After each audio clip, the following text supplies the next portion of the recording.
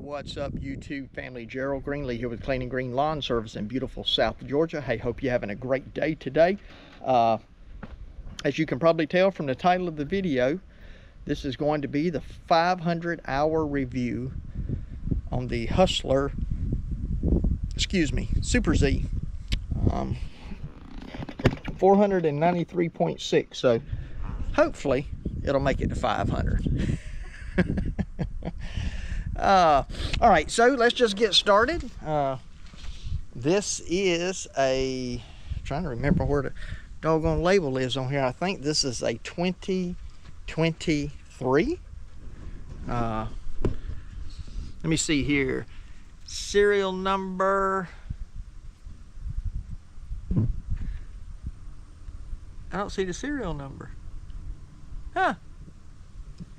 Well, I don't know.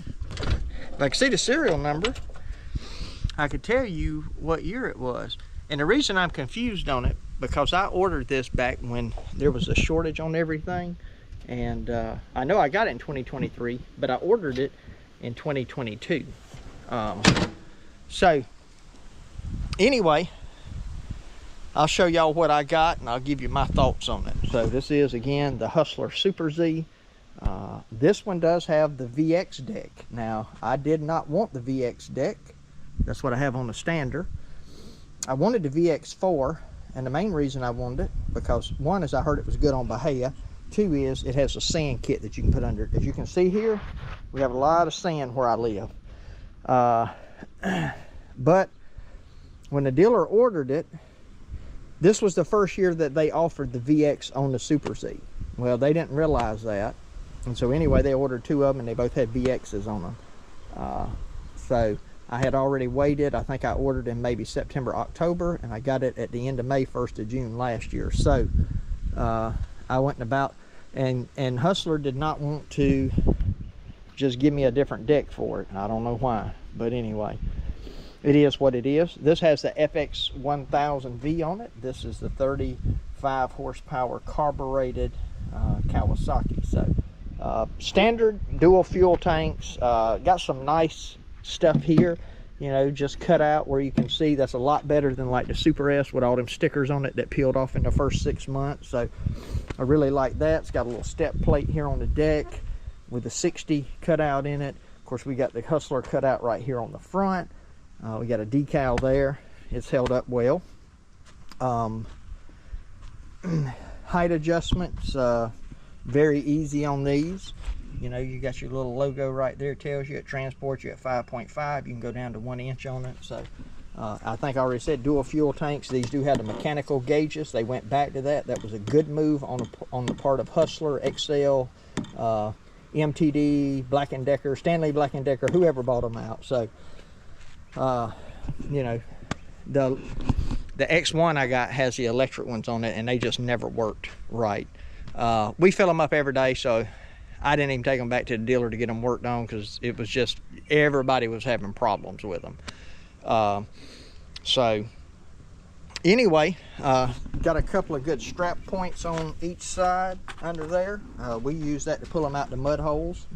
If you follow the channel, you know it's not uncommon for us to get stuck down here in South Georgia. So we got that's a good place for the tie down right there on the trailer. Anyway, good suspension seat. It's like Cadillac riding, man. It is a Cadillac. All right, what do I really think about it? I did not use this machine for the first couple of 100 hours, really and truly. I bought this for Elro, and I really didn't start running this machine until Elro. This season, Elro hasn't been back. If you followed the channel again, you know the deal with Elro and his surgery and everything he had going on. So so I started using it some, because honestly, I prefer the Super S. I like the stand. I just like it. However, this thing right here will cut circles around the Super S. It'll cut circles around the V-Ride. It'll cut circles around the X1 that's at the house. The only thing it won't cut circles around is probably the old Super Z under there. And it will outcut it because it's got 10 more horsepower than that one. And that one don't like thick grass because it's only a 25 horse on a 60-inch deck. It's fast. It'll run 14 miles an hour. We got some properties that we cut. There are some situations where we cut at 14 miles an hour. We're able to cut wide open. And again, if you get on the Super S, you at about 10.5, maybe 11 miles an hour. So it makes a big difference. So in the last, Elro probably put the first, he put most of the first, say, 350 hours on it, and I put a good many of the hours that are on it now myself. Z-Man 003 is back with us now. Everybody loves this machine. It will cut some grass. When it comes to Bahia, it's like any of the other machines we got. None of them cut Bahia well. We double cut Bahia generally. That's just become standard practice for us. The 35 horse Kawasaki, no complaints with it. That thing is a beast. Could have got the 38.5 if I'd got the fuel injected, but because I got the fuel injected 850 over there, that's kind of steered me away from that. Really the only problems I've had with this machine is when I got it, this fell off because it was loose. So when I put it back on, I put some thread lock on them, and the belt broke, I don't know, the first 50 hours or so. I don't know if we got something under there. There was nothing under there when it broke, but did we get something under there and damage it? You know, I don't know. So I had to get a new belt for it. And I'm noticing, just like the X1, this wheel's starting to pop. Never had trouble with the Super S on the bearings. I grease these things. I mean, I keep everything greased on it, you know. I do like the fact that on the Super Z, the newer ones, it is mechanical, the deck up and down. The old Super Z over there has the chains that the deck hangs on. And I think the idea was so that deck would float, but it has some travel in it. And that thing will scalp on you in a heartbeat if you get on something a little unlevel. The Skag's the same way. Both of them hang by chains. So I'm not a big fan of the chains personally. As far as cosmetic, man, I love the look of it. The blackout, all the black on it, looks pretty nice. Now you can get the hyperdrive, which I think is virtually the same thing, just some different pumps on it. And I think it runs about 16 miles an hour. I have never used this. I think Z-Man used it one time. It does have some USB ports on it right here. See, I don't even know how to open them. Okay, so you got a couple of USBs right there where you can charge your phone or whatever while you're out mowing, charge your headphones, whatever you need to do. But it's definitely a solid machine. Now, would I buy another one? That's always the question. You know, a guy can get on here and tell you, he can tell you a million things. It depends. There's nothing against this machine, but I do prefer the Stander. And if I were going to buy another unit right now, as things sit right now, I would probably buy a Super SF, because I think it's got basically the same hydros as this machine. It's advertised to run about 16 miles an hour or something like that, 15. I don't know. It's fast. It may have the same as a hyperdrive. Now, there are some big properties that we do. If two guys go to the college, you spend 3 hours on a mower.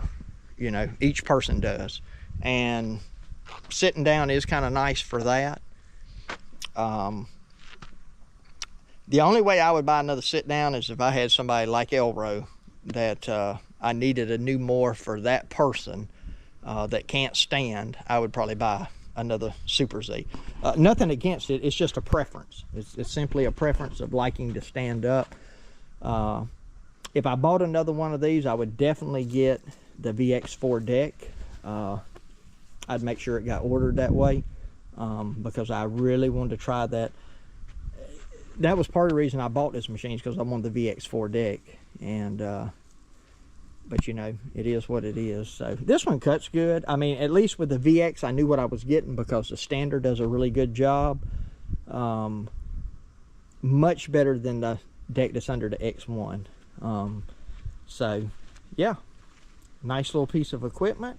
I don't know what the price is on these right now, as things set right now. I'm sure it's not cheap. It's got the cooler up here for the hydros, the fan, and I'll just let y'all look under here. I cleaned it up a little bit, but it's still nasty. Of course, your battery, you got your hydro reservoir right there, your pumps, and of course your wheel motors under there.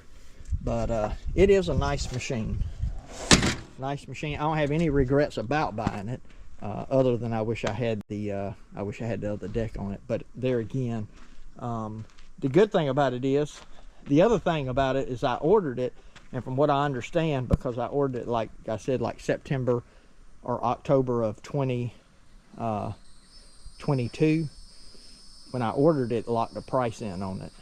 And you know, I'm sure by the time this actually got delivered, if you ordered a new one then, you would probably be, I mean, I don't know, you might be another $1,000 or $1,500, because the price of everything has just skyrocketed, as you well know. Anyway, happy with the machine. Hope to get a lot of hours out of it. I'm not planning to buy another machine this year for sure. And so actually, I'm not planning to buy one next year. And I'm not real sure. I'm not real sure the direction of the business.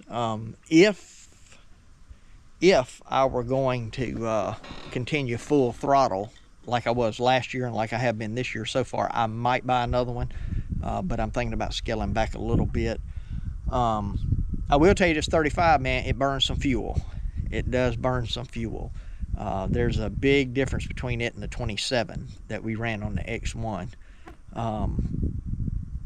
The X1, we could never run it out of fuel in one day. I mean, if you cut 12 hours, you might run it out. But this one right here, like we go start in the morning at the college, and if we got more properties after that, usually the college is a tank of fuel on this and almost a tank on the standard. So it usually takes about 12 gallons out there. So, you know, that's one thing to consider. The 27 is not a bad engine if you get the 850 Kawasaki, if you only did weekly properties. Now, one other downside I'll say to this machine, and it's not, this really has nothing to do with Hustler. It really has to do, it has to do with the quality of the build, but you have a lot of manufacturers that are like this. I want to say this thing is almost, it's 1,400 and something pounds. Now, it does have the 12-inch tires on it, but that's a lot of weight. You take, let's say 1,400 pounds, and you put a 200-pound guy on it, you got 1,600 pounds running across the line. Put a 300-pound guy on it, you got 1,700 pounds, you know. And one of the things we tried to do to help alleviate some of that is we normally cut most places in at least 2 directions. Some places we cut in 3 or 4 different directions. So if you take you know, a property that we do every week, we'd only go the same direction once every 3 to 4 weeks. And then sometimes we try to offset the tracks even going in the same direction, because you cannot run the same direction on these all the time if the ground is the least bit soft, because it will definitely track. So anyway, good machine. So hey, that's my thoughts on it. Just thought I'd share that with you, and appreciate you taking time to watch the video. And my prayer for you is always the same, that the Lord might richly bless you, and that you might see all of your blessings as from Him. Hope you have a great day.